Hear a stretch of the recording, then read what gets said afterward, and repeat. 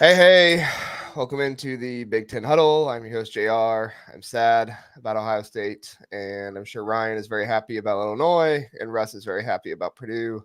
So I will be very happy for these two, and, you know, I'll be fine, everybody. Don't worry about me. It'll be okay, but we'll make it. So Russ is with us tonight from the Boulder Express podcast. Russ, how you doing? I'm good, like you said. I'm in a good mood. More, I guess I should say, more relieved mood. Like I'm able to breathe a little bit. I still have a little bit of a sick feeling in my stomach due to some things that happened in our game, but I'm happy we got the W for sure. Yeah, you definitely got the W, no doubt about that. Team looked good. Braden Smith scare, I'm sure, put a few knots in your stomach and things like that. But we'll talk about that. We have Ryan Evan joining us for the first time. From is it keeping it orange and blue or keeping it blue That's and orange? I can never remember. no. It's keeping it orange and blue, Orange and and blue. my pleasure to jump on here. Been following you out here for a little bit, and I think like it's a perfect time to have me and Russ talking. With Big Ten tournament, this is my favorite time of year. I'm happy that it. I think I'm where Russ is. I'm like relieved because if you think about it, Ohio State, probably most dangerous team not named Purdue in the Big Ten as of late, and desperate. They got an NCAA tournament bid on the line, and Illinois was down 10 in the second half and managed to just tough it out and use all that graduate transfer fortitude and had some guys step up that needed to help out Terrence Shannon. They got it done. I'm relieved, man. They hadn't won a Big Ten tournament game since they hoisted the trophy 3 years ago. So it was a big win, actually. Dane Danger took it to any player that decided to get inside the paint for Ohio State because that guy was unstoppable tonight. We'll talk about that game. No worries. We'll get into it. But before we do that, do want to mention a few comments here. We have Dave checking in. Before even I was in here, he said, every Big Ten bubble team is eliminated, in my opinion. I think you're right, Dave. Unfortunately, Indiana, Iowa, Ohio State. I don't know if you guys consider Northwestern a bubble team. I think they're in. I don't think they're a bubble Oh team. no way is Northwestern a bubble team. I think even with Their some of the net, injuries, yeah. yeah, like their net has them as a bubble team, but I've not seen them on the bubble in like any bracketology. So, Not I I typically don't know go by about you, that. Russ, but I haven't seen one bracketologist. I have not seen one that has them anything other than an 8 or 9 seed. So I think they're pretty good. I haven't either, but I mean, and we'll probably talk metrics tonight about some teams, but the metrics, it would not surprise me if they get left out. Like the metrics say that there are, as much as everybody talks about Michigan State being ranked too high to be left out, that it'd be historic if they get left out. At the same time, Northwestern's ranked so low that most teams in their range don't make the tournament. So That I, Chicago State loss would come back to haunt them, sadly. Yeah, I absolutely. think that's one of the things keeping them down. So we have Boiler Express. Dylan JR getting Russ up this late is all time. Hey, he doesn't have to work in the morning, Dylan. So we got Russ as late as we want, right, Russ? As late as I can stay awake. Yeah, we'll try not to fall asleep during a live stream here. We'll get it We'll see done. how we do. A couple Ohio State fans checking in. Corey says, I'm still angry about the Ohio State game. Anyone that complains about Purdue foul discrepancy should complain about Illinois too. I'll share my thoughts about the foul stuff just because everybody's talking about it. I'm normally not Mr. Blame it on the refs and things like that, but I'll give my thoughts. And Jared Jones, we know where he stands. Refs sucked. So, yeah, that's definitely going to be a topic of conversation. But the first game we have to talk about is the one that just happened. Indiana, Nebraska. Kasai Tamanaga just rained threes in the first half, hitting 4 threes. And just absolutely ridiculous. He was doing that thing where like he shot and he immediately put his hands down, which the guy's feeling it and he's gonna make every shot. Like that's this thing Steph Curry does. Yeah, Love it. Love it. he's so fun to watch. I was feeling it for my in-laws. I'm in a group text with them and they were going through it a little bit. So I was a little sad reading it for them, but at the same time I was also like, this is just really, really cool to see. So Nebraska wins this game 93-66. Russ, let's go to you first. What were your thoughts on the IU loss, or I should say the Nebraska win over IU? Well, I mean, it was cool to see because as much as much I should say, cannibalism that's happening in the middle of the Big Ten, and question marks about bubble teams and what teams are hot enough to get in or what teams haven't won enough games. Nebraska proved it. Nebraska stepped up and finished off the night and said, "Hey, look, there's a reason we finished third in the Big Ten, and we got a double bye. We're an exciting team." And everybody's talking about Ohio State is probably one of the hottest teams in the Big Ten right now. And you've got Purdue's got the target on their back. Illinois is looking at possibly getting a 3 seed, but Nebraska is almost kind of getting forgotten about with all that stuff going on. And they made a statement tonight. And K-State Tominaga is, I've said it many times, he's my favorite player to watch, not in a Purdue uniform. He's a lot of fun to watch. He has a lot of fun playing the game. And I really hope this Nebraska team makes a run. And I think that they're a team that could surprise, a 1 seed or a 2 seed, depending on if they get that 8-9 game or a 7-10 game in the tournament. So watch out for them. And I will piggyback a little bit of that. Nebraska has been, to me, one of the top 4 teams in the league. I feel like it's going to be a fun semifinal round, but Nebraska to me was one of the top 4 teams, and not just because of K-State, but also, Bryce Williams played really well. He was really the catalyst in the beginning of the first half. He was hitting threes. When he's making shots, you add that to Casey, and then you had Rink Mass distributing, out there, which he's tough. He's a tough guard. He's definitely an underrated pickup from Bradley.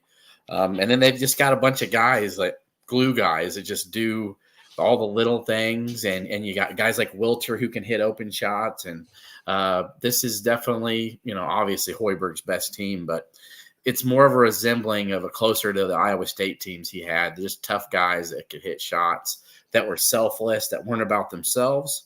And it was a masterclass.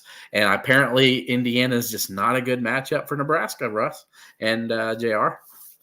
Oh, I mean, let's talk about it. Like Indiana, yes, this was a bad matchup. Yes, they just won 5 games straight going into this game, but is it? It's a bad matchup, or is Indiana just a bad team? Russ, I'm sure you have thoughts about this. I mean, I will play a little bit devil's advocate and say that Galloway not being there does hurt them. And, especially when you're talking about guard play with Williams and Tominaga going off, it's going to hurt you not having your veteran leadership on the outside there. But, yeah, that adage of it's hard to beat a team 3 times in one season, that's not true. I mean, it can be if the teams are evenly matched. I can see that, but when there's a matchup that's just not good for a team, like it looked like tonight for IU against Nebraska, then you could play them 5 times and win 5 times if that happens. So, I mean, it wasn't a good matchup for IU, but they definitely were coming in a little bit hurt, and they just were losing steam. I mean, you talk about having to win the conference tournament to make the NCAA tournament. It puts a lot of stress on you. It wears on you, and they're playing late games. So I think it just got the better of them. Jared, and also the fact too that, the strength of the IU team is Malik Renew and Khalil Ware, and just having not great guard play to begin with. I mean, I know Mbako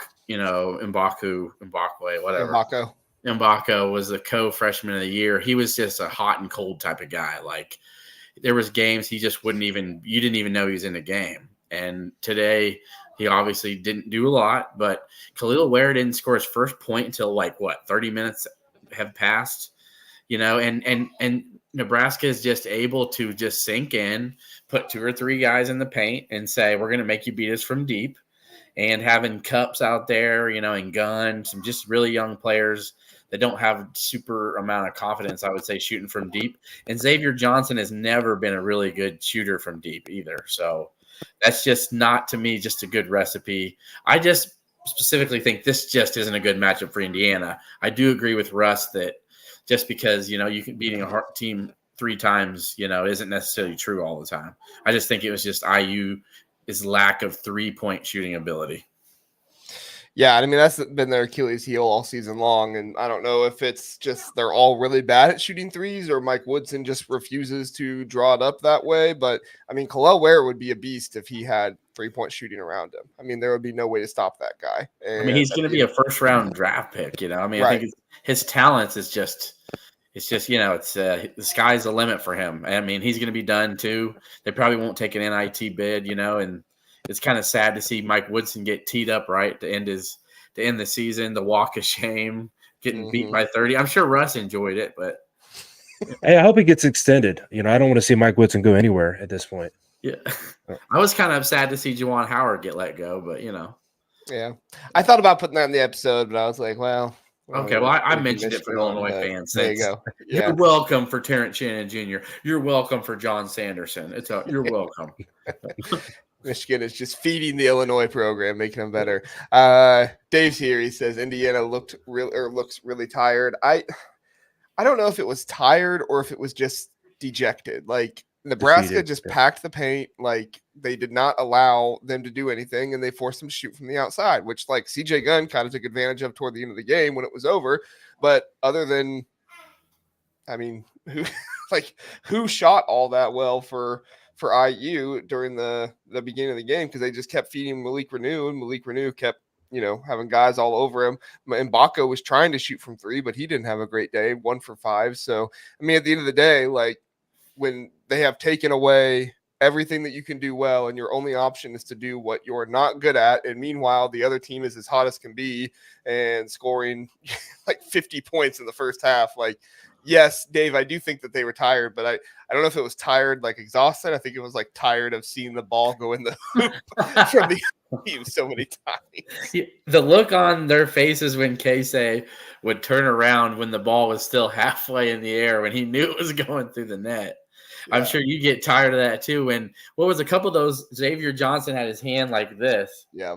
And the dude was still like butter, just what can you do? That's unguardable. And our favorite Big Ten analyst, Raphael Davis we get into it once in a while, but he's like, oh man, Illinois didn't stop Casey. I'm thinking, how do you stop that? Like, yeah, like I like Raphael. Yeah, great guy. But that's the problem that makes Raphael. Yeah. Raphael is the Ninja Turtle. Oh yeah, sorry, Raphael. My bad. Yeah, sorry. No, but I do like him. I like his analysis, and I have seen him on Twitter a couple times. I've never got into it with him personally, but I also try not to get into it with anybody because I don't have the energy for it. Yeah, it wasn't a serious get into it. It was more of like, I know. He said no Illinois player deserved to be on the Big Ten all defensive team because they weren't a good defensive team, but it's whatever. Yeah. I got to defend him too because he was on our pod at one point. So that's awesome. Yeah, well, there you go. Yeah. That's cool. All right, guys, I think we covered that pretty well. Let's head on over to Purdue and Michigan State. Purdue wins this one, 67-62. Kind of, close score there, but I think at the end of the day, personally, once Braden Smith came back in the game, I didn't really have any doubt that Purdue was going to win this game. Michigan State kept it close, but just seemed like, Michigan State had no answer for Zach Edey, 29 points, 12 rebounds. They gave some kind of stat on the broadcasts, like his, I don't know, like 12th game in a row of a double-double or something like that. Just like absolutely crazy what he's able to do. Just tearing apart every single team that tries to go into him. And Matty Sissoko was in hell down in the paint with him, like just trying to do anything to survive, but he couldn't. And really nobody has been able to all season long. So Russ, we'll go back to you again with this one. What were your thoughts on Purdue's win versus Michigan State?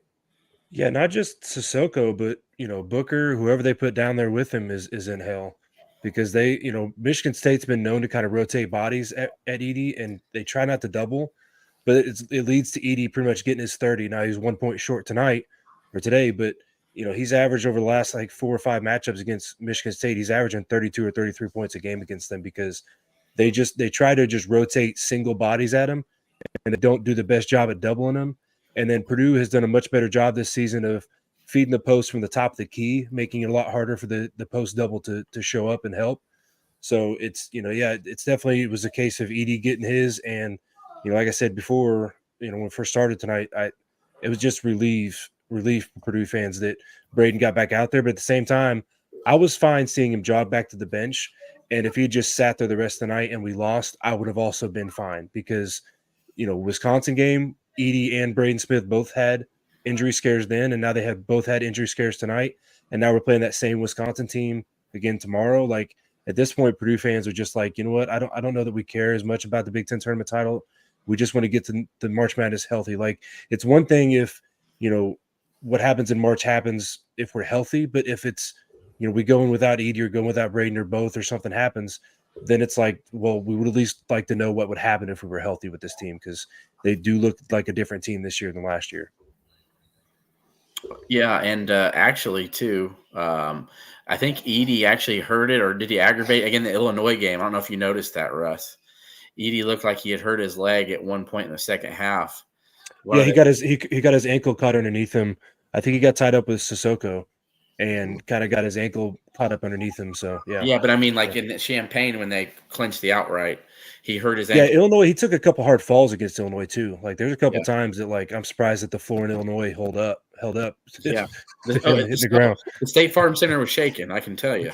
But so to me, and I know Purdue lost a couple close ones this year that at Ohio State, and Nebraska came back and got them. But I've always kind of felt like, besides the Illinois game, because I feel like obviously Illinois is the closest to them in the conference, I felt like Illinois really could have came back and won. And credit to Purdue, Russ, for that win in Champaign.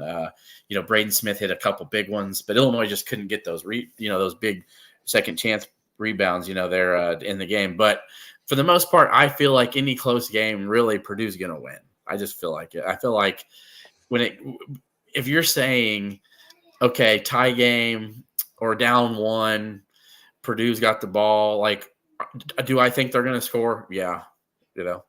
I think like Edie may not be 100, as efficient as you guys would like from the line. I think maybe he's even digressed a little bit. Am I wrong, Russ? He's been up and down this year, and he's definitely had some down games lately. He's had games where he goes 11 of 12 from the line, and then games where he goes 2 for 4. Yeah. And, tonight was not a great night. And as a team, we didn't shoot great. We shot 67%, I think, as a team. And, so it was a little bit shaky at the end there because we kept going 1 for 2 and not quite putting the game away. But I definitely, like you said, I do feel more confident in close games with this year's team. Yeah. So, but I feel like too, he's more clutch at the end of games with his free throw shooting. I've noticed as well too. But I just feel like you need a bucket, they're going to get it. And if guys are going to double, then Braden Smith usually ends up making a 15-footer, or Lawyer will come up with a clutch floater. Or Lance Jones or Gillis. It's usually Gillis with the dagger 3, to be honest with you. Gillis dagger 3s have been clutched late in the season this year. Yeah. Yeah. And so I've noticed, like, I think, is he leading the league in 3-point percentage, Gillis? I think he's actually 3rd. Okay. There is a Purdue Boilermaker leading the league in 3-point percentage, but I don't know if you could guess who it is because of the stigma around him. Is it first? Okay. Oh, I was like, 1 for 1. Fletcher Lawyer, actually. It's Lawyer. It's Lawyer. Oh, is it? Yeah. I thought Edie was 1 for 1. No, he's 1 for 2. He's 1 for 2. Okay. I think it's among players that have attempted at least 40, I think, this season. Okay. Otherwise, right. Edie'd be up there. Yeah. So, but I can tell you this, Michigan State, I knew would make this just a scrappy, gritty, ugly game, not just because I think they wanted to lock in an NCAA tournament, but, Tom Izzo this time of year always has these guys. They're kind of like, the best way I could, they're kind of like, bold, pit bull, Chihuahua. They're loud, maybe, but but they're gonna fight you to the end, and they're not gonna just go down. I didn't think Purdue would win this one by double digits, even when it was 12 at one point. There's just too much there. Those guys have been through a lot, and so yeah. But it didn't surprise me that Purdue pulled it out, and that should be a good matchup tomorrow with the Wisconsin team, as you were mentioning, Russ. That played them pretty good there in West Lafayette to end the season. Very good. And they've got a couple pieces that they've added. The new point guard, I'm not sure where he came from, but he replaced Hepburn today. Well, Blackwell's just come on late in the season. He's been there. McGee, yeah. Is it McGee? But he hadn't played that much this year, McGee. Though. Yeah, he hadn't played that much this year. Like, really. Like, but against Illinois, he didn't play a minute. And so he hadn't played. We could look his stats up. I'd love to see how many minutes he played this year. When the last time he played more than 5 minutes in a game was, besides the last 2. So I think he brings them up really fast. Yeah, he brings them a real big piece. And then when AJ Store's playing like he did today, super. Just it's a dangerous team. But really, Crowell's got to make shots and make Edie come out and guard him. That's for sure, Russ. Kamari McGee has played in 20. I don't think this includes today, but he played in 21 games and started none of them. So yeah, it doesn't include today. But he played 156 minutes or 156 minutes overall. 2 points per game. Shot Okay, 37% so from let's three. add that So math up. 40 minutes in a game. He's played total of 4 whole games. Like if you think about that, yeah. he hasn't played much. That's why I'm saying like, and then all of a sudden he's like this big piece where he's like playing big minutes, and I'm like, where did this guy come from? Yeah.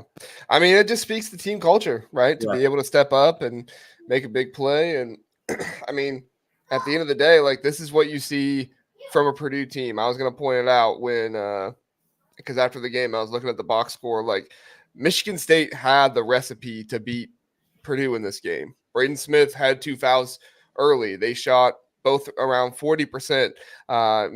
Purdue shot 35% or 38% from 3. Purdue shot 66% from the free throw line. Michigan State out-rebounded Purdue. They had more offensive rebounds than Purdue did. Like, I mean, at the end of the day, like Michigan State had they had more blocks than Purdue did in this game. Michigan State had the formula to beat Purdue here. They just didn't hit their threes, and I attribute that to good defense from Purdue and their guards getting out on shooters and actually sticking with them more than anything else. So, a scary game for Purdue, but at the end of the day, like I said, I never thought Purdue was going to lose. The entire time, I just thought to myself, they're going to find a way. They're going to win this game because that's just what Purdue has come to be to me. So, any more thoughts on this one, guys?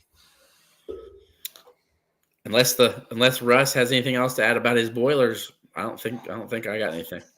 I'll just say Izzo's starting to really get on my nerves. I mean, it's been a good rivalry. It's been good games lately. I think Purdue's won like 9 or 10 straight now, actually, though, in this series. But seeing Izzo argue every single foul call, like when there's plays where a Purdue player gets like clocked across the head and he's arguing with the refs over the call, and it's like, dude, it's getting a little old. Come on. I love that. If you're that frustrated, just hang him up, man. I can tell my 73-year-old mom agrees with you. I'll sit there and watch some games with her once in a while, and she's like, "Why is he always angry?" And I'm like, "I don't know, Mom. I just said I think it's about time for him to hang it up too." But and you know what? I've read some of his lips a few. He's complaining that his guys didn't get that call on the other end. Like that's what he's saying. He's like, "Where was that on the other end?" It's just like it does never end with Izzo. And as much as I think I admire him as a coach, and I think he really does get the best out of his guys, it's just such a whine act, and it's outplayed in my opinion. And I think he's only going to coach another year or two, to be honest with you. I think this NIL thing, if you guys have noticed, Boeheim, Krzyzewski, all these guys, Jay Wright, they're just tired of it, And these guys that are in their 70s or getting near it, they can't handle it. That's not why they coached college, and they know it's like NBA now, and I don't think Izzo's got more than 2 years left in him. Yeah, I at first when I started thinking about that, I thought about maybe he's like Nick Saban and he's going to retire, shortly after the season ends or something like that. But I don't think he will this year because he has too many seniors that are leaving, and I think that he won't have as many young guys. Like if you follow the story of Nick Saban, one of the reasons he got upset is because he started a bunch of young players, and all of his young players came to him afterward and was like, "Hey, pay me," and he was like, "Well, this isn't what college football is about," and we can argue about Nick Saban's comments all the way home. But at the end of the day, the comparison is I don't think he has the young players that made a big enough impact who are going to come to him and say, "Hey, pay me." Xavier Booker didn't play enough this year to come say, "I need big bucks." Jeremy Fierce Jr. had his very unfortunate incident. We're glad that he's okay, but he hasn't played very much this season because of that. Like, I mean, you could maybe have a couple guys here and there say something, but it's not going to be an overwhelming amount like what Nick Saban had. So I could see him coming back for one more year. But if something like that happens where those guys play well and come back, I could see him, them asking for money and stuff like that.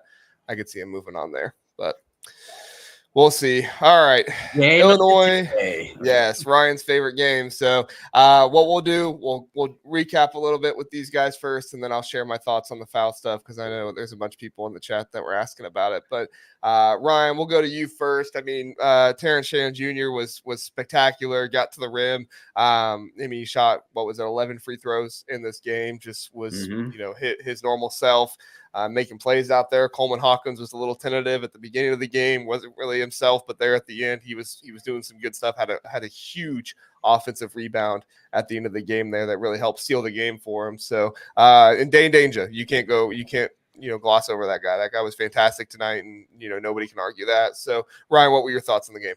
Yeah, definitely. Even though Shannon was the MVP, the unsung hero, and I put him as my MVP because Shannon and really quickly, as I don't want to focus on Shannon as much, but the people that don't want to say Shannon's a first or a second team All-American just really haven't watched him.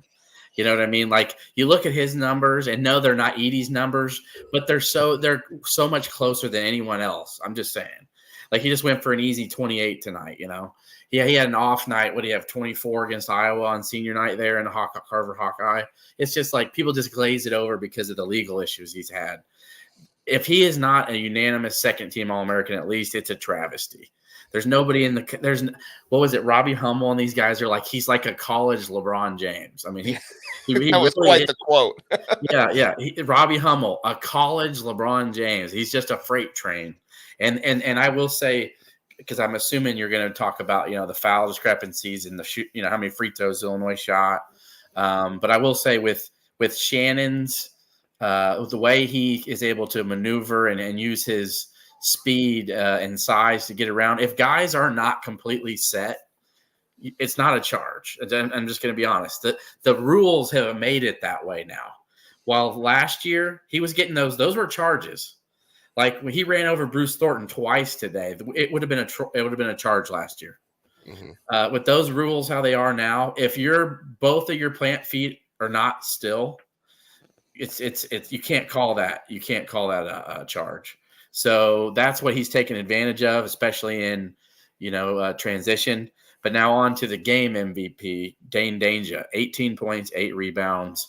What I loved about his game is that his attitude is, even when he gets games where he plays 5 minutes, he plays 10 minutes, he has the same attitude. He brings the same. He brings that same energy and that positivity and that competitive drive and spirit that you saw tonight. And I think he's probably a team favorite because anytime he comes in, he's gonna do his thing. He's not, gonna go outside of his skill set. He doesn't shoot threes, and he's actually become his free throw shooting has gotten a lot better. He was shooting 30%. Last year he was shooting 30% from the line. I think he's pushed it to over 50 this year, and he's been really clutch of late from the line. Like meaning last year he was shooting, 2 for 9. I think what was he today? 5 or 6 from 10? 5 from 10, 6 for 10. Who? Terrence Shannon Jr. No, Dane Danger. Oh, Dane Danger. Sorry, 4 for 8. 7 for 10. Okay, 4 for 8. Sorry. Well, free throw. Sorry, 4 for 8. 50%. Yeah, last year it was probably been 1 for 8. So he made some big plays, and he really did foul out the whole front line of Ohio State. So, like, as much as people want to talk, like Zach Edey would have been impressed with that, I think, because that's a Zach Edey stat. Like he's fouling out the whole front line. But another one that it's going to go a little unnoticed, but he's had 2 of his best games against your Buckeyes, JR. That's Ty Rogers. He had 12 points and 10 rebounds. He had 13 and 11 in Columbus in late January. Mm-hmm. Like he just does those little things, man. He's huge on the offensive glass, and he's tough on those putbacks and around the rim, and you can't understate that. But the most impressive thing to me before we ship it to Russ is that this team did not play well. They just didn't. Like, to be honest with you, Brad Underwood called them lucky. They did not play well. They were down 10 in the second half with right under 11 minutes left. And think about this. Ohio State has an NCAA tournament on the line here. Okay? They've got everything in front of them here, a chance to, They just beat Nebraska, 2 weeks ago, and they just beat Nebraska 2 weeks ago, and they have maybe that sitting in front of them. And so the fact that you can go in there and take it from a team when you've already got an NCAA tournament berth locked up, you go in there not playing well and make clutch stops in the final 3 minutes. I think that's what Rafael Davis said, that Illinois played such clutch, lockdown, shutdown defense in the final 3 minutes. That's why Illinois won the game. And what you mentioned about Coleman Hawkins is true. I think my Illini Twitter feed was just so full of berating him because he was so tentative and so he just didn't look right, in my opinion. He just didn't. Like, Brad Underwood was mad at him because he wasn't shooting threes. And this guy is shooting 39% from deep. So every Illini fan, anyone that cares about Illinois, wants him shooting. But he was so hesitant to shoot. He wanted nothing to do with it. And what did he do, though? He made an impact at the end of the game with 2 huge rebounds and a big block on Jamison Battle. So I couldn't be more thrilled and relieved that they won, because I thought it was a loss for sure at the end there. What do you think, Russ? Yeah, I guess I'll lead with my short comment on officiating, and that is that stay tuned over the Boiler Express. We got some big things coming. Ryan can probably say the same thing. But I'm in some threads with like Big 12 fans, SEC fans, Pac-12 fans, and one thing has reigned true amongst all conferences this year. It's that everybody's mad at officiating, especially when your team loses. Everybody's mad at officiating across the board, every conference. So the tournament might be interesting, because I think that might be one of the leading storylines is which officials are working each game. Because I know Purdue has an issue with a certain Courtney Green. If you look at like him compared to every other official that calls our games, we're like 3-19 against the spread in the last 22 games that he calls our games, but we're 50-50 with like any other official. So it just looks a little shady. But that's the only thing I'll say is, like, everybody, if you're mad about officiating, so is everybody. Like, everybody, even people that win, like Illinois wins a game, Purdue wins a game, there's still like calls that you go, man, I wish we could have got that one, or that guy shouldn't have been in foul trouble. But yeah, this game, I mean, Ohio State, if I had to pick 6 teams from the Big Ten that I would say are the best teams right now, Ohio State's definitely in the tournament. It sucks that they had the middle of the season that they had, that standard Chris Holtman, January, February run. But to me, the way they're playing right now and the way they played for the majority of this game, they showed that they belong in the NCAA tournament. Now, will they get in? It doesn't look likely, but they're only 2 spots behind Northwestern and KenPom, 1 spot behind them in the net, but Northwestern is somehow seen as safely in the tournament as like an 8 or 9 seed, but Ohio State's not even what they just got to like the next 4 out on Lenardi's bracketology. Like that doesn't make any sense to me. Like I would be more afraid of seeing Ohio State in the tournament right now than like let's say a Northwestern. And I know we saw some crazy things with the college football playoff committee with Florida State getting left out, and nobody really thought that would be a possibility. So never say never. Maybe they look at Ohio State and say, hey, they're hot. They're on a run. They're a 20-win team in the Big Ten. They're right there around the 50 mark in net and KenPom. Let's give them a shot. And, another thing I would say for Ohio State fans, that the last 6 at-large teams last year, only 1 was not a Power 6 team. So I know there's a lot of Power 6 teams like in Indiana State or like some of these Mountain West teams. I can't believe the Mountain West teams, or Mountain West is being talked about is getting the same number of teams in the NCAA tournament as the Big Ten. Like that's crazy to me. Like that's crazy. But I mean, back to this game. Sorry. So like Illinois just demonstrates why no lead is safe against them. Even you get a double-digit lead in the second half, like you cannot blink, because in the blink of an eye, they'll rattle off 8 straight points, and all of a sudden it's a ball game again. And it's as much as said as about their defense and how suspect they are. They can score the ball.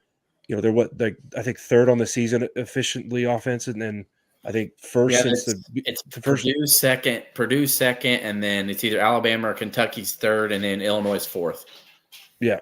So yeah, Illinois. I mean, Terrence Shannon Jr. It's almost kind of like the same thing can be said about him as said about Zach Edey, just in a different way. And that's he puts their officials in a position that they have to make a call, right? Like Zach Edey, it's just because he's so big and guys have to like hang on him and push on him to even try to contest him in the post. Well, Terrence Shannon Jr. is just a freight train, and he goes, hey, you're not set. I'm going to smack into you and go hit a layup or attempt a layup. And the officials, are going to have to call something. And if you're not set, 9 times out of 10, it's going to be a blocking foul. So he's crazy quick, crazy athletic, and he puts the officials in a spot that they have to make a certain call. And he also puts defenders in a spot that they're saying, hey, look, it's probably going to be a foul anyways. Maybe I just let him go this time. So he's very talented. He is definitely, one of the top 5-10 players in the country that have to, game plan around to figure out how you're going to stop this guy and keep him from beating you. But, like you said, Dane Danger averaging 5.5 points on the season to put in 18 tonight was huge. I think that was the difference, really. If you talk about, the players and, Ty Rogers has played well against Ohio State, but Dane Danger is the one that came in and kind of made that difference and was a physical presence. And those and ones are a huge momentum gainer for a team that's trying to make it, get back into a game that they're down double digits in. So that was huge for them. Especially with Marcus Damask, whose first team All Big Ten was a no-show tonight.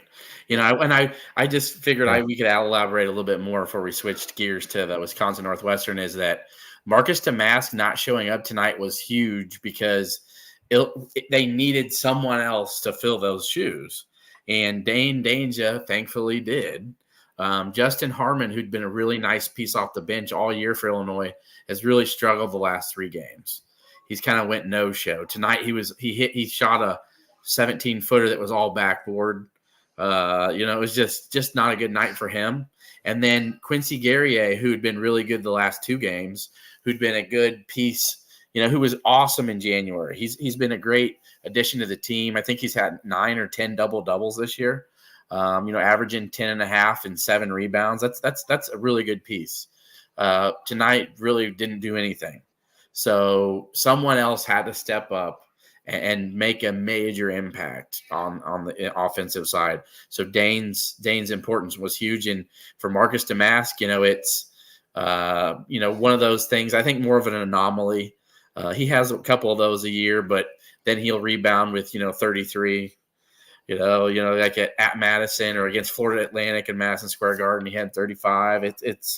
I'm not necessarily worried about him, but it was just so critical tonight, and Illinois would not be in the semifinal round without Dane Danger. That's 100% accurate. Yeah, and I'm happy to see Dane Danger have the game that he had, because at the end of the day, this is a guy that, was kind of passed on at the beginning of the season, and he got a little bit more time, but then toward the end of the year, that's when he, gets to pick it up a little bit more. And then, honestly, I feel like Brad Underwood just decided, like, our defense is not that much worse with Dane Danger on the floor, and our offense is better with him on the floor. So, we're just going to take it. And if the defense is a little bit worse, that's fine, because the offense is that much better when you have him out there. Quote of the entire podcast is that Dane Danger, channeled his inner Zach Edey. I love that. Until he has to play actual Zach Edey. Yeah, he did great. Just wait till he plays. Now, Russ, I was going to say, there's no comparison between the two, but the feat that you can foul out like 3 big men from another team, that's dang impressive. Yeah, it's been one interesting thing as a Purdue fan, watching other teams' bigs play teams beside Purdue, because they just look completely different. Dane Danger looks dominant, but then it's like he goes up against Zach Edey. What's going to happen there? Like Khalil Ware has had some great games this season, but when he played Purdue, had issues. But from an Illinois fan's perspective, I want to let you guys know this. Kofi Coburn was not Zach Edey, but let me tell you, he was a man. Okay. So Illinois fans, we had our 3 years of fun with that big man. And let me tell you, 2-time second-team All-American. His jersey hangs up in those rafters proudly. And Zach Edey and him had some hell of a matchups. And he was, I think, the only guy that literally Zach Edey struggled to move. And Kofi, I think Edey and him got the better of each other a couple times. Edey got the last laugh, his final year there. But yeah, those two going at it was like King Kong and Godzilla. I like to remind Illinois fans that complain about Edey's foul calls. I remind them that Kofi led the country in fouls drawn his senior year. So Kofi was the Edey of the country his senior year too. Yeah, like Kofi was just something. But I want Purdue fans that are watching this and Russ to know that there is another fan base that we do know how you guys feel about stuff like that. We do. Even if some of these idiots from both, and every fan base has idiots. Even if some of the idiots that are trolling are making it seem like, oh, Purdue fan, all you do is complain about Edey's foul, blah, blah, blah. Well, trust me, we were pissed plenty when Kofi was. There were some games where Kofi was just getting mugged, where he was just slapped across his head, face, and the refs would just be like, "Oh, we're not calling an and one on that." It's no biggie. He just fought right through it. And then Kofi come into the huddle and have like a near puffy eye, and I'm thinking, it's just tough for these guys to officiate big men like that. And but yeah, so I just wanted to throw that in there, Russ, is that I think people kind of forget that Kofi was roaming around the league. But I'm going to tell you what, a lot of those big men that had to guard him are thankful he's not around anymore. Yes, sir.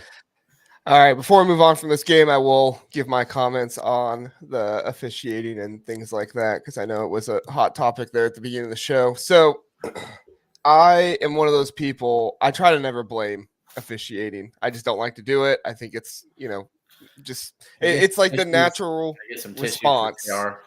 It's like the natural response to losing, and it's fine. It's fine, whatever. I get it. It's an easy thing to blame, but yes, Illinois did not get called for a foul in the last 5 minutes, but there were two things that happened in this game that in my mind were much more impactful than the officiating, which was Zed Key losing his balance, setting a pick on Coleman Hawkins. How do you lose your balance setting a pick? You can't just fall into somebody and expect the rest not to call it. You have to, in that moment, it was almost just as bad as Felix Opara's double dribble against, who was that against? Indiana or something? Iowa. It was almost as bad as Felix Opara's double dribble there at the end of the game. We can blame officiating all we want, but at the end of the day, don't screw that up. And then the other piece is Devin Royal is right on Coleman Hawkins at the end of the game.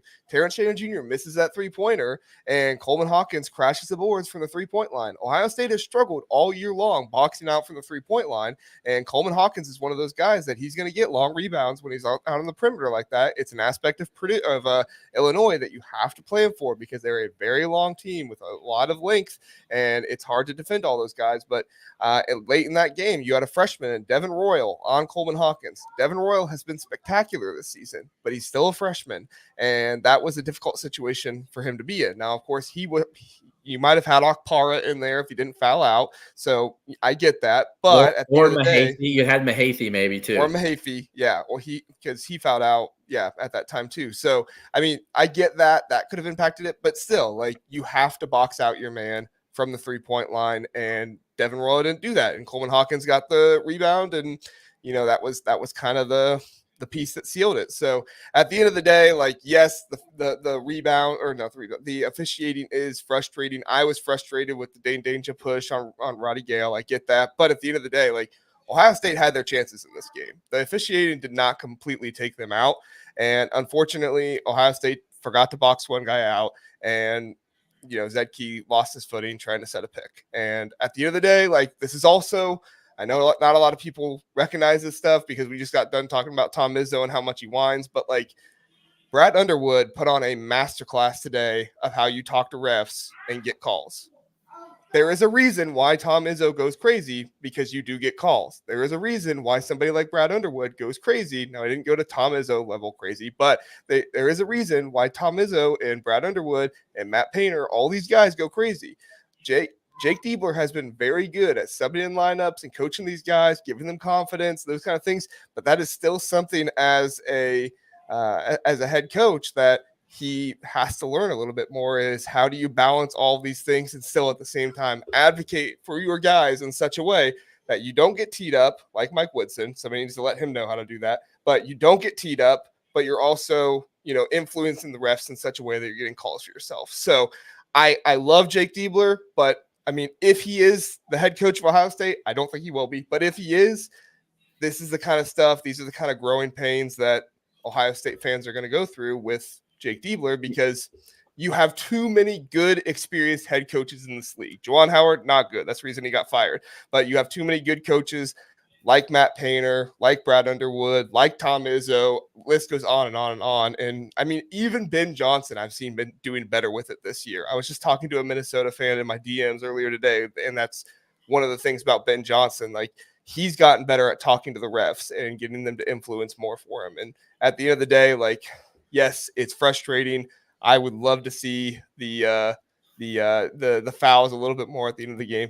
But Ohio State controlled their own destiny, and Jake Diebler still has more to learn. Is that fair to look at it that way, guys? I'm not trying to whine. No, and I can tell you this though, Diebler. The thing is that Diebler just has to put his time in. Brad Underwood had to put his time in. It's not that yes, Brad Underwood's only been a head coach, I think, maybe 12 years now. But you also got to remember too, he put 25 years in on the bench in smaller institutions like Western Illinois. Then he moved up to be Frank Martin's head assistant at Kansas State, and then he finally got his head coaching, beginning at Stephen F. Austin, and had a wonderful run there. He was like 100. I don't think people talk about it. He was 102 in like 3. Okay. In 3 seasons there. And everybody's like, oh, it's a shitty league. It's not that hard to do. Has anyone done it since? It's like, no. So then he goes to Oklahoma State and takes them to the tournament. And now he's put these years in. He's grinded. And that's why the refs are letting guys who've put their time in. I think the guys that they respect too. I think it's not just how you talk. I think it's what have you been through? What have you achieved? What have you accomplished? And how much they are respected. I think Diebler has done a lot, but when you're talking about a guy who's coached 8 games, he's not going to get calls like a guy that's, Tom Izzo or even Matt Painter and Brad Underwood, the 2 winningest coaches in the Big Ten the last 5 seasons. You're not going to get those calls. But I will say too, I think from what I wasn't there, obviously, but it sounds like after that first TV timeout, there was 2 or 3 really atrocious calls, though, on Illinois. Like Quincy Guerrier, that first foul they called was like a phantom call. He didn't even, even when Robbie Hummel's ripping the officials, it's bad. So that's why Brad got into one of them. Brad Underwood just got into him. He goes, is this how it's going to be?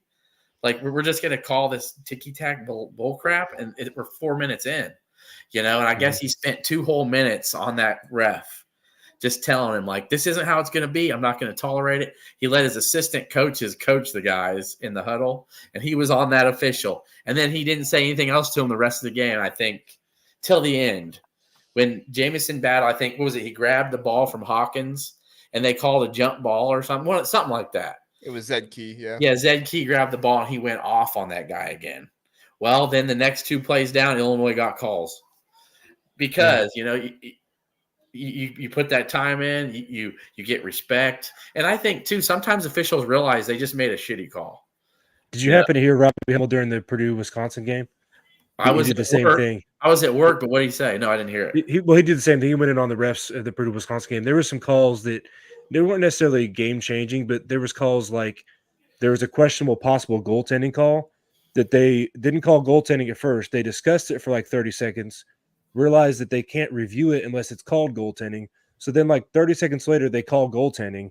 Then they go review it, and it's, of course, not conclusive enough to overturn the goaltending call, so it stays goaltending. There was a call where they called a foul on a Purdue player, or not a Wisconsin player, I mean, and then like the refs get together, talk for like 20 or 30 seconds, and then decide to reverse the foul call and call it on the Purdue player. And there was several drives to the basket where the ball like came off the rim, a player rebounds it, and then they call a shooting foul. And it was like, what is going on? That was one of the big things, is like, what is going on with these officials? Like, they've got to figure out what they're doing and be on top of the game and be confident about their calls at the very least. I truly enjoy Hummel. I think he's one of the best. I love the crew they had there at the Big Ten. I love Kugler. I think Bardo has grown on me. You didn't think, oh, he's an Illinois guy. No, there's a love-hate with Stephen Bardo and Illini fans, because there's times when the fan base wants him to be a homer and he just won't, And then I think he wrote a book, too, where he badmouthed a lot of his teammates from the 80s, and that didn't go over very well. But Bardo's grown on me. And then who was with Hummel tonight? Brandon Gowden. Yeah. Brandon Gowden. That's right. You'll be happy to know, too, that Robbie's calling some NCAA tournament games as well. So that's awesome. I'm That's excited for him. Yeah. So I think we got that out of our system, JR. Yep.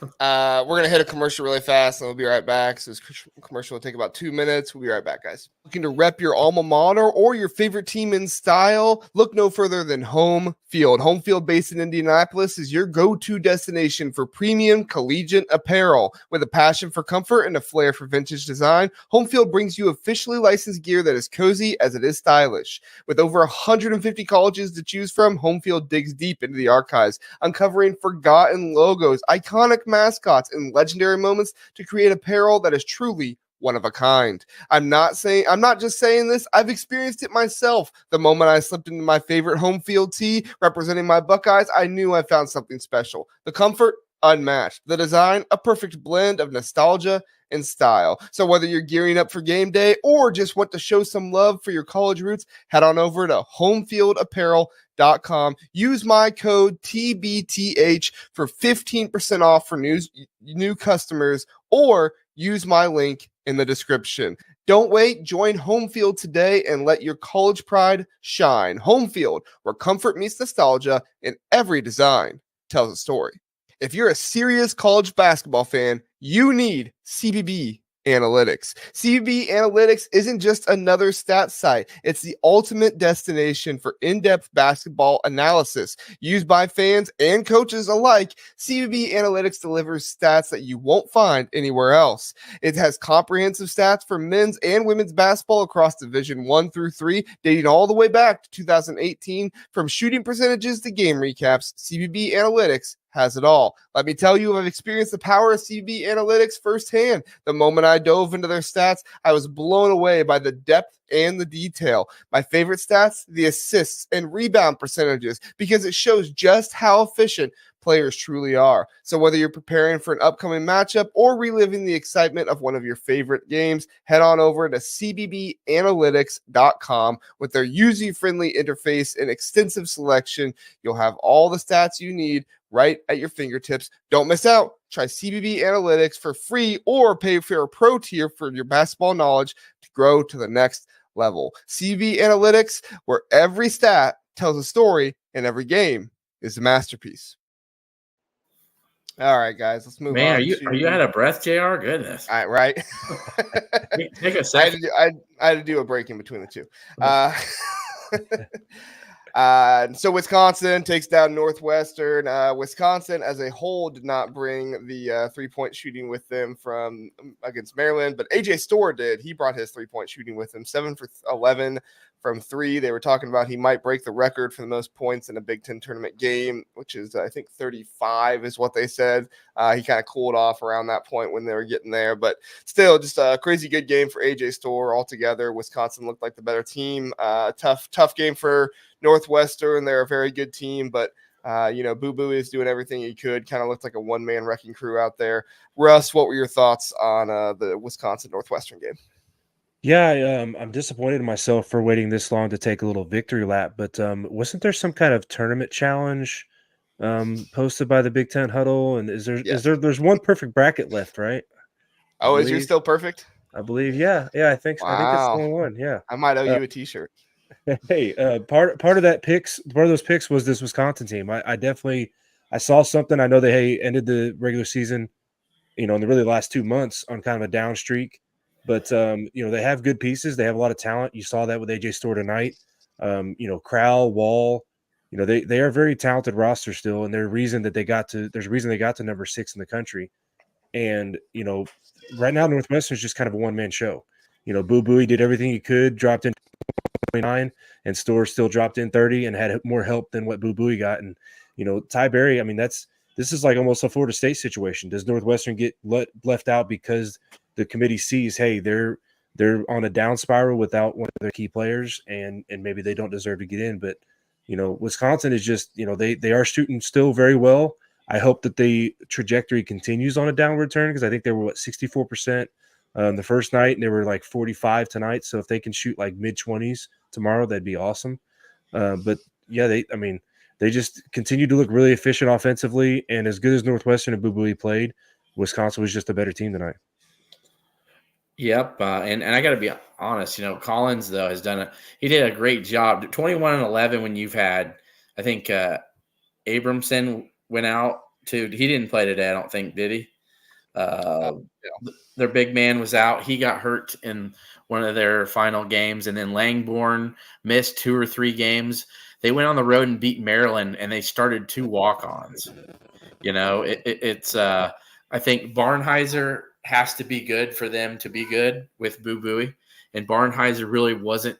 From what I heard, what I watched, Barnheiser wasn't doing a whole bunch, but sometimes Martinelli can step in there and be big for them. But yeah, I think I've already saw one bracket. Russ has dropped Northwestern tonight, and they put Ohio State in, which is funny.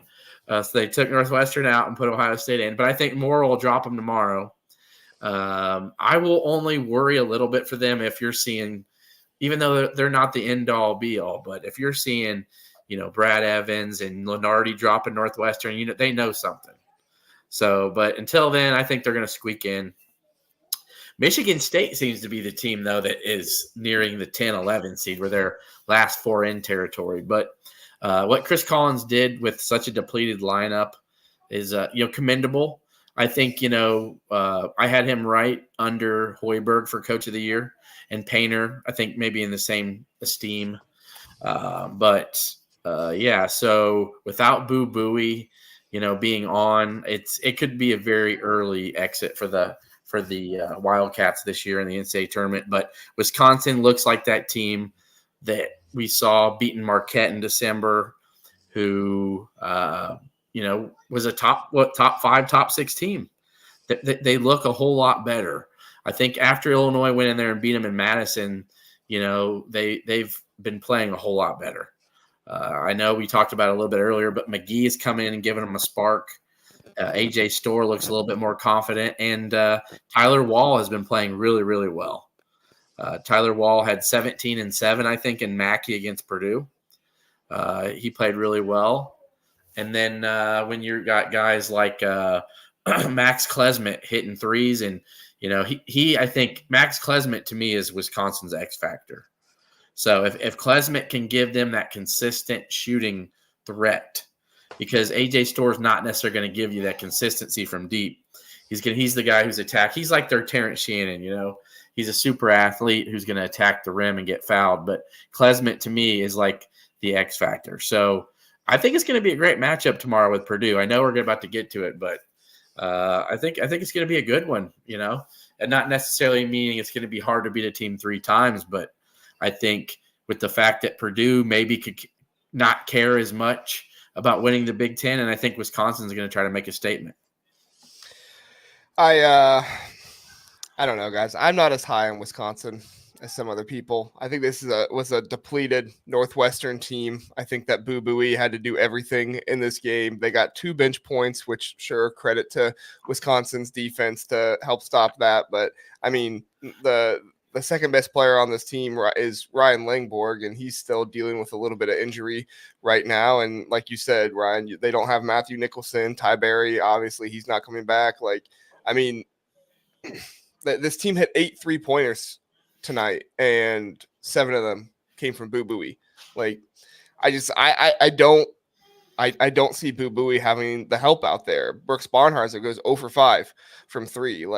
I want to give Wisconsin their credit, and I think AJ Storr is just a fantastic player. There are so many things I like about AJ Storr in his game. I was talking a lot about him back when we did our Big Ten Awards episode. Of course, he fell off right after that, so it made me look pretty bad. But whatever. But at the end of the day,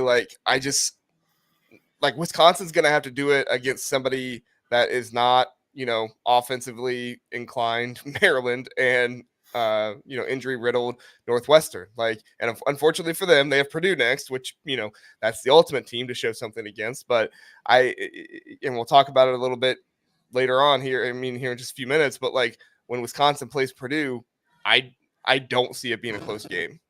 Michigan State gave Purdue a better game than Wisconsin will. In my mind, AJ Storr is going to be shut down. A T-shirt on it, dude. I'm already paying for a T-shirt for us. So I don't know if I can bet another one. I was going to say, I think Wisconsin will keep it under 10. That's what I'm going to say. Yeah, we'll see. But at the end of the day, I think you're right, Ryan. This Northwestern team, if they do make it to the tournament, look, I mean, I'm going to be picking against them in the bracket, which I don't normally do for Big Ten teams. I kind of believe in the Big Ten every now and then, and I do believe in the Big Ten this year, at least Purdue and Illinois. I think they have NCAA tournament rosters. Please don't prove me wrong, guys. Please go out and, help my predictions here and actually do well. But I'll personally do my best. Yeah, I know, right? If Northwestern makes it in, they're gonna be a first round out. I think Nebraska's got a win or two in them as well, so watch out. I think Nebraska's a Sweet 16 team. Yep, they could be. Yeah. As long as they don't go cold shooting from three, they besides tomorrow, that'll be fine. But yeah. So, all right. Since we were already talking about the game, let's just move on to it here. Purdue faces Wisconsin tomorrow. The KenPom prediction is 78-72. This is at noon, I think, is what I was seeing. It is. Right, it's 1 Eastern time. Or 1. Okay. So noon Central, 1 p.m. 1 Eastern. So, KenPom is predicting this as 78-72. So they are in that prediction range that you were talking about, Ryan, less than a 10-point game. Purdue and Wisconsin, both offensively inclined teams. Wisconsin's top 15 in KenPom. Purdue is top 3 in KenPom. So, I mean, this has been a good matchup every time they face this season, whether it's been at Purdue or at Wisconsin. They've both done well, and it's been a close game. Ryan, we'll go to you first since you have the thoughts on it. What are your thoughts going into it? Yeah, so I just, Russ talked about it earlier that you got two guys that could have maybe a little bit of nagging injury. We don't know really what's going on 100% with Braden. How is his knee? I don't think there's anything structurally wrong with it because they wouldn't have allowed him back in right away. I don't know. There's no way. But how sore is it going to be in the morning, right? Like how is it going to be 100%? Is that worth it to Coach Painter if he's like, Coach, I'm 90%. Oh, let's risk it in the semifinals of the Big Ten tournament. I don't think that it is worth it. We don't know though, but I mean, I'm imagining Braden will play, but then with Edey as well, he's going to play, but he's been banged up. And I think this is going to mean a whole lot more to Wisconsin than Purdue. And I don't think it's a stretch to say that, Purdue winning by 8, because I think they'll take it. You know what I mean? I just think Wisconsin's going to keep it close. And as I mentioned earlier, Purdue always figures out a way to win these close ones. I think you could just see him up 4 late, just throw it into Edey, and Crowell will probably have 4 fouls late, and then they'll put the big man Winter on him, and Winter will keep shooting threes, and then he'll try to double him, and then old Braden Smith will hit a fadeaway jumper. That's just how it goes. But I think Wisconsin's gonna keep this one close. I forgot to mention Blackwell too. I think he's a really nice piece for Wisconsin. I've really liked watching him play. His dad actually played for Illinois in the mid to late 80s and was teammates with Nick Anderson and Stephen Bardo. He was Stephen Bardo's teammate his freshman year there at Illinois. So some Illini ties. But yeah, very under-recruited kid, but Blackwell's a really good player he played really well in West Lafayette, Russ. Blackwell, he was keeping him. Leading scorer. Yeah, he was keeping him in there as of late. But I think it'll be close, and I think it'll be an enjoyable one. And I know Illini fans are chomping at the bit to get a third crack at Purdue. But if Wisconsin pulls it out, I think Illinois fans will be okay with that too because they want to hoist a trophy. Brad Underwood's got his guys ready to. They're trying to win it. They're trying to win it. So I think Wisconsin's got that same mentality, but Purdue has so much more aspiration, than just winning the Big Ten tournament. What do you think, Russ? I think that Ryan just ignited the fire under Keisei Tominaga because you just straight overlooked Nebraska and assumed that Illinois is just playing the winner of this game between Purdue and Wisconsin. I did. He already burnt us, and we'll talk about that, I think, towards the end. Are we going to do a little bit of a Nebraska-Illinois? We'll talk about it for a second. Okay, yeah. So I won't even elaborate anymore. Continue. Yeah. Yeah, but I mean, I joked earlier about hoping Wisconsin's shooting in the 20s from 3 in this game, and that's actually one of the big factors in that game in West Lafayette was Wisconsin was just 20% from 3-point range in that game. A lot of the other metrics were pretty even. They played Purdue very well in West Lafayette on that senior night, and they tried to spoil it, but just came up, 8 points short. And I think Purdue fans, the big thing they're looking for here is just to get through this game healthy. At this point, Purdue has pretty clearly locked up a 1 seed, if not possibly locking up the number 1 overall seed, because the committee will start deliberating before this game even starts. They'll have to start deciding who's the number 1 overall seed, and then they're going to have to get to focusing on the bubble teams. So, there's a very good chance they just lock Purdue in as the number 1 overall seed, and this game doesn't even matter for NCAA tournament bids or NCAA tournament reasons. So I think Purdue is just going to be focused on staying healthy, getting some more tournament and postseason experience for these guys. But, it's going to come down to how do they shoot the deep ball? How does Wisconsin shoot from 3? Do they keep the hot shooting going? And, how do they switch something up on Edey? That's the big thing that makes it harder to beat teams 3 times in 1 year is the team that loses just starts to get less and less. They start playing more and more with house money, I should say. Like they get to say, okay, well, we tried this in the first matchup. We tried this in the second one. Let's throw something completely new at them the third time. Whereas the winning team has to be like, okay, well, do we just keep trying the same thing because we won? Like we can't really switch it up. So that's kind of what makes some difficulty there in the third matchup of the season. But I think it just comes down to, is Wisconsin going to stay hot and is Purdue going to stay healthy? Is Braden really banged up? Because college doesn't, that the betting has become a bigger thing in college sports, but college doesn't have the same disclosure with injuries as what professional sports do. So is Braden's injury worse than what they're leading on because they don't want to kind of put more information out there? Is Zach Edey banged up to the point that they're going to give him limited minutes tomorrow, and then the game is just not going to be what we're expecting at all? But I think Purdue fans just look for your team to stay healthy. That's the number 1 goal tomorrow. Russ, if Braden Smith is out, how much does that affect your because I assume you're confident that Purdue should beat Wisconsin. How much does that affect your confidence level if Braden does not play? I mean, if Braden's healthy and plays, I still think it is like a 2 or 3 possession game. I don't think it's a walkthrough by Purdue by any means. No, I just mean like you think you're gonna win. I didn't mean like confident, like disrespect toward him. Just like you think you're gonna win, right? Yeah. All things healthy and us both playing our games, Purdue should win. Yes, if Braden is not in there, I mean that's like talking about an NFL team going from Aaron Rodgers to Zach Wilson. So it's that's gonna be rough because as important as Zach Edey is, we've seen a couple times in the last year or two that when Zach Edey goes out, we have some other bigs that can still score 20, 25 points that they need to in a certain effort. Illinois, y'all saw that this year with Trey Coffin-Wren, but without Braden Smith, I think we're in a world of trouble if he's not healthy and he's not playing. Yeah, Trey Coffin-Wren had a game for the ages. I thought he was already an all Big Ten player, and then did he have any more games like that the rest of the year?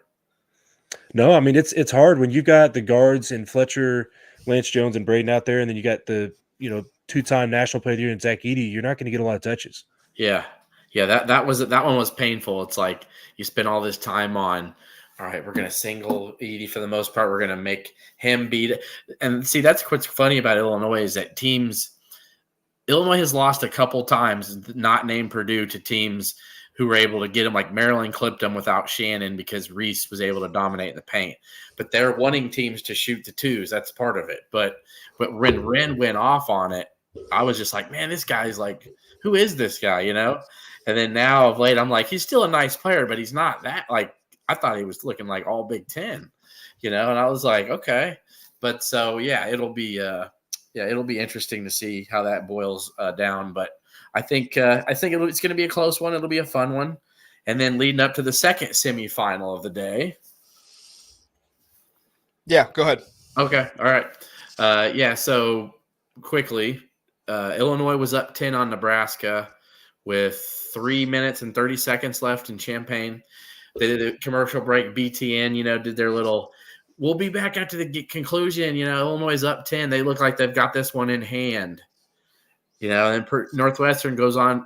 Nebraska goes on to score 10 straight points. Ties actually took the lead with 10 seconds left. And then Damask had to go down and got fouled with like 3 seconds left and missed one of them.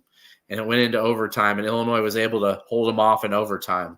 Of course, Casey went for, I think, 27 or 28 that game, and Ty Rodgers and Shannon were in his mug all day. It was he literally did what we saw tonight against Indiana in Champaign. So for anyone that doesn't believe me, just go click the highlights on YouTube, and you'll see.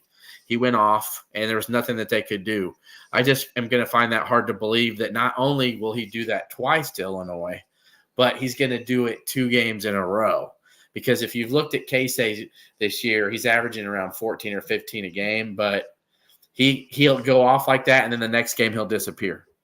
So to me, I think you're going to see Shannon on him, who Shannon is a great athlete. He's a great defender.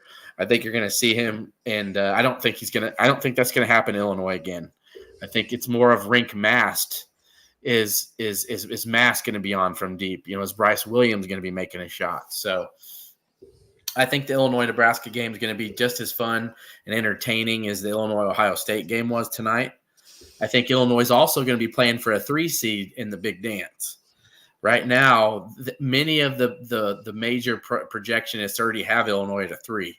Now, Alabama losing tonight helps. Kansas falling out helps. Duke losing. It's Auburn. Auburn's the only team I really think that can jump Illinois right now.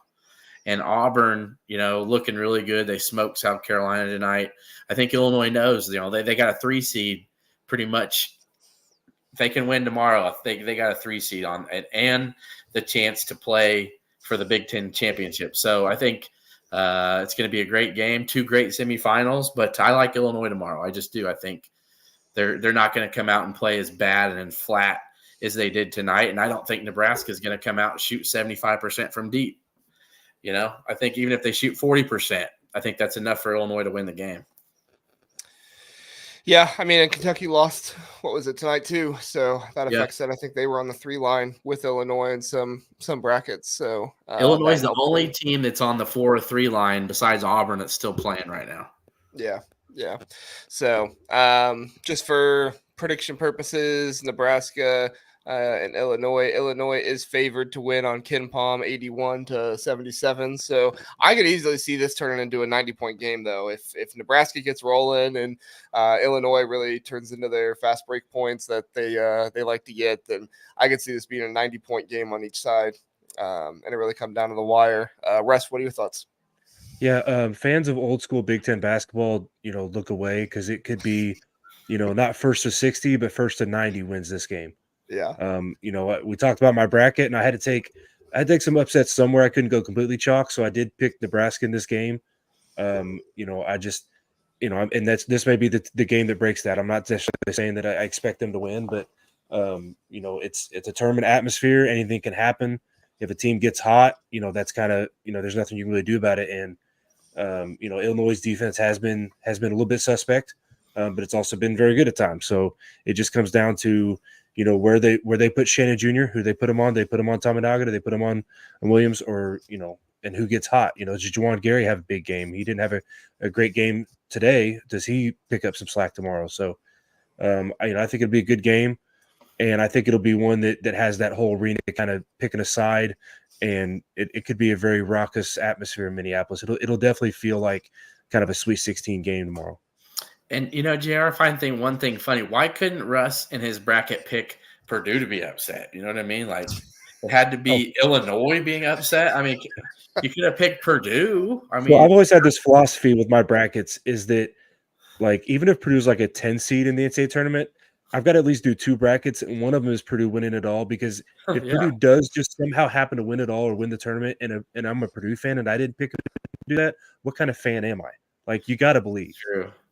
When I was little, I would fill brackets out, and I'd always be like, "Man, I never win," and I'd be like, "Yeah, Ryan, because you always have Illinois in the Final Four," and I'm like, "Well, what's wrong with that?" They never do it. I mean, Underwood's got to make the Sweet 16 first before you can pick a Final Four, but that doesn't bother me because it's talked about so much. Like, I think literally as much as he wants to say, Brad Underwood, that our goal was to win the Big Ten regular season, win the conference title tournament, and then make a Final Four and then win the title. And I think it was literally make the Sweet 16. It was like second weekend, make the second weekend, because he is so sick of hearing about it. Because, man, that's all people ever hear. They're like, "Hey, Brad Underwood's 70-30 in the last 5 years in the Big Ten. He's actually won one more game than Matt Painter." And everybody's like, "Yeah, well, how many? Sweet 16s have you been to?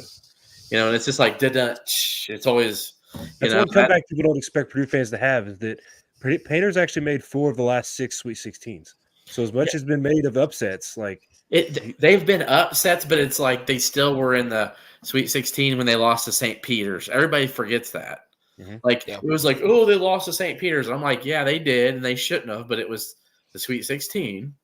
Yeah, you know, and then the North Texas loss, that one hurt when you guys were a 4 seed.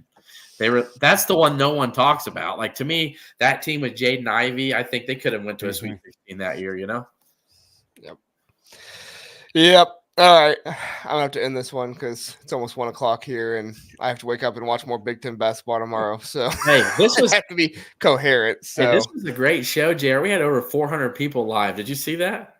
Yeah, it's been doing this thing lately where it counts the Twitter people, but it doesn't stop counting them. I don't know if that's a glitch or what that is, but up here in the top corner, it counts them, but it just counts every person who watches, like not even the people that are like still watching or whatever. So if they've tuned in one time, it counts them. Yeah. But yeah. So it's not like a live count, but still, 400 people. Definitely appreciate everybody who's watching. Yeah, we appreciate great time. This was a good time. I appreciate you having me on, and I have a good feeling maybe one other time I'll be on at some point. So, you know. Yeah. Tell people where they can find your podcast at, Ryan. Yeah, Keeping It Orange and Blue. You can find that on YouTube. You can find that on Spotify and Apple Podcasts. And on my website, 200columns.com. We always update and upload every new episode on the front page there. And you can follow me on X at 200columnsRye. Again, it's been fun. Thanks for having me on, JR. Thanks, Ryan. Russ, you can tell people where they can find you at? Yes, sir. Just search Boiler Express anywhere you listen to podcasts or on YouTube, on Facebook. We're pretty much everywhere. Come check us out if you want to listen to some Purdue sports and just some random guys kind of shoot the shit a little bit. Hey, you guys passed 1,000 subscribers on X today, right? Yes, sir. Yeah, yes, sir. Very good. Hey, I had Tom Dienert on my podcast once. Okay. to talk. We just previewed the Ryan Walters Illinois rematch last year in West Lafayette. So he's a good guy. How'd that go? Very cool. How'd that go last year? About as good as it's going to go for you next year. Love the trash talk, guys. All right. Hey, everybody. Thank you so much for coming on. Appreciate you listening and appreciate everybody for contributing to the show, especially Ryan and Russ tonight. We will have a good night. I'm going to sleep well tonight, even though my Buckeyes lost. I'm very tired and I will go sleep well. See you later, everybody. Here you go, JR. ILL. Appreciate it.